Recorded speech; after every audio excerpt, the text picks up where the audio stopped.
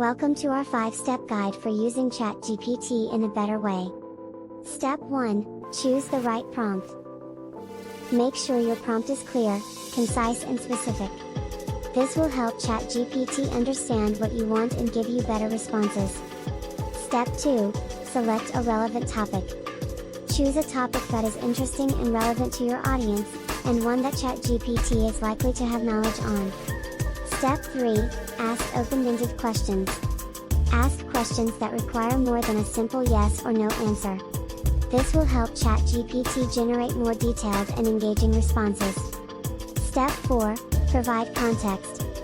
Give ChatGPT enough information about the topic and scenario you are asking about. This will help ChatGPT understand the intent behind your prompt.